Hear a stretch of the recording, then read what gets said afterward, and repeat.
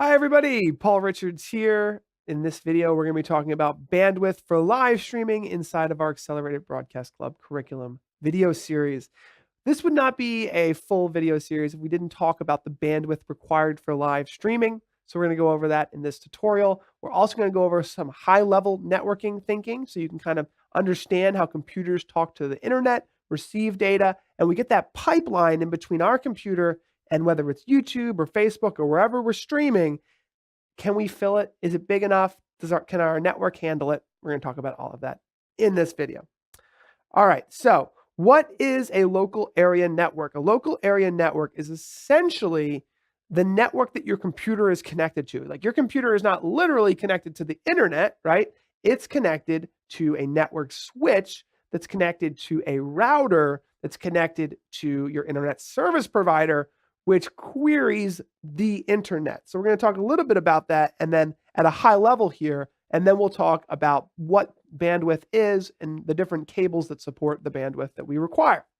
So a router is usually purchased by your internet service provider, whether that's Comcast or Verizon. Your school has one. And the router generally has a specific amount of bandwidth to the world, to the ISP, the internet service provider. So it could be a gigabit of data, it could be 100, it could be a megabit. We'll talk about a little bit about that in this video. But essentially, your router may be connected to some type of firewall, or maybe the firewall is built into the router, and then that's connected to your network switch. And this is a 24-port PoE switch that we have that might also be connected to Wi-Fi. Now, those are little Wi-Fi pods there. Generally, we don't suggest live streaming off of Wi-Fi, but Wi-Fi is getting better and better. You might be able to have, let's say, like a smartphone connected to Wi-Fi, and that might be pulled into your computer for a video source, a wireless camera source, for example. That does happen. But all of this is inside your network, right? So that is your local area network.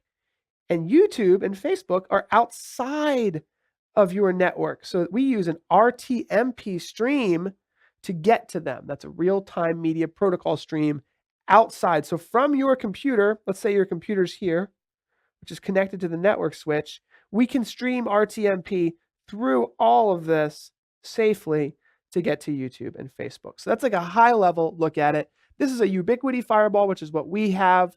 We have managed switches here that do a lot of stuff, and then we've got our wireless access points. And then finally, here's our Comcast router, which gives us 150 megabits of download, only 20 megabits of upload. I'm probably dating myself. If you're watching this in a couple of years, you'll probably be like, you guys only had 20 megabits of upload? How were you even streaming? Well, let's go over that. So first of all, I'm going to go back to this slide here. Let's talk about cables. So certain cables, Ethernet cables, can only support a certain maximum distance and a certain bandwidth. So Cat5e is really the minimum that most people are using today, can support a gigabit of bandwidth. So between your computer and wherever else you're streaming to or connecting to on your local area network, you can have a gigabit, which is 1,000 megabits, okay? So megabits. So megabits and megabytes are different. Megabits are used for transferring data packets. Megabytes, which you've probably heard of, are stored on your computer. That's like a file size. So it's a little different. It's transferring data as opposed to having that data stored. Now, we have more cables, and if you're watching this in the future, I know some students might be watching this in a year from now, you might have Cat6 or Cat7, which can actually support 10 gigabits of data. So the cable, you have to think about, it might not have enough bandwidth to do a lot of the local area network video production that we're going to learn about later. Just giving you an idea here of different cables. HDMI, HDSDI are video cables, and those can transfer a lot more data, video data. And then USB 2.0, 3.0, and Thunderbolt, something we talked about briefly in some of our other videos, transfer data as well, generally used for capturing cameras. Okay, now let's talk about resolutions and bit rates. So the resolution of your video is basically, think about it as the canvas, right? If we have a 720p canvas, that's 1280 pixels by 720 pixels. It's a square, or well, more like a rectangle, and it's in a ratio of 16:9. If we do 1080p, that is 1920 by 1080p pixels. So it's more pixels, right? If we do 4K, it's even more. But that isn't as important as the bit rate that we're sending the data to. So we could have the bit rate is essentially how much color, how much data, how much frames, all of that is able to be put into that canvas. So you could have a 4K stream with lots of pixels, but a really low bit rate, and it would look horrible. It would be pixelating. There's not enough information to fill that canvas. And this really, what's the point? If you could have a 720p smaller canvas with a higher bit rate, and it would look a lot crisper because the bit rate is the amount of data that's actually being streamed. So you can see here that if we have, let's start at the bottom. If we have our 720p at 30 frames per second, the minimum bit rate that we generally want to use is like 1.5 megabits per second. That's going to look okay. That's why we have the quality there as low. But if we go to medium and high, we're essentially increasing the amount of data that we're sending, still using the same pixel count, the same canvas, just more data. And that makes our stream look better. It does require more upload speed. We're not as concerned with download speed. It's really upload speed that is streaming up to the cloud, up to Facebook, up to YouTube.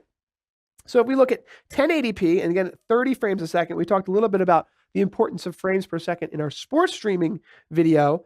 We have the choice of maybe low, medium, and high. A low stream would be 3 megabits per second, but a really high quality with a lot of depth of color and pixels and information would be 6 megabits per second. So what do we do with all of this information? If we double our frame rate, we double our bandwidth. We talked a little bit about that. What we need to do is do a speed test on our computer. We can go to speed test, just Google it, and Google will do a speed test on how much upload speed you have and how much download speed you have.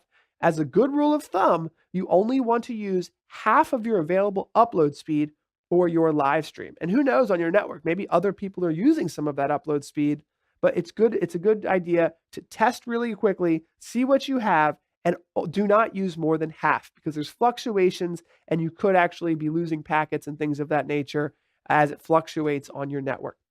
Now, another thing to think about, if you're streaming to YouTube and Facebook at the same time, those are each unique RTMP streams. So you may have, let's say, a 2.5 megabit per second stream to Facebook and a 2.5 megabit per second stream to YouTube. Now you've got 5 total of upload speed.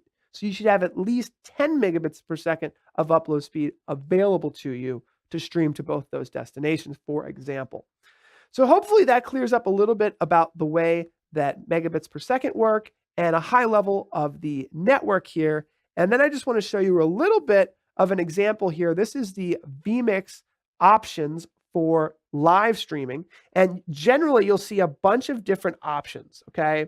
So when you drop down your encoder, it'll say, what quality would you like to live stream at?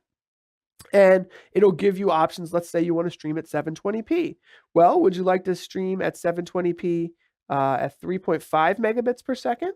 Or would you like to stream at 720p at 6 megabits per second? And we talked about how that increases the amount of streaming. Now, when we're talking about RTMP, we're talking about streaming to YouTube or Facebook outside of our network. RTSP is streaming video over the network on your local area network. Now, we're not going to talk about RTSP and NDI in this video because that's going to be an upcoming video to learn a little bit more about IP streaming, but hopefully that gives you some basic understanding of bandwidth and resolutions and what all of this means for you when it comes to live streaming your school announcements or sports on places like YouTube and Facebook. All right, we'll see you guys in the next video. Bye.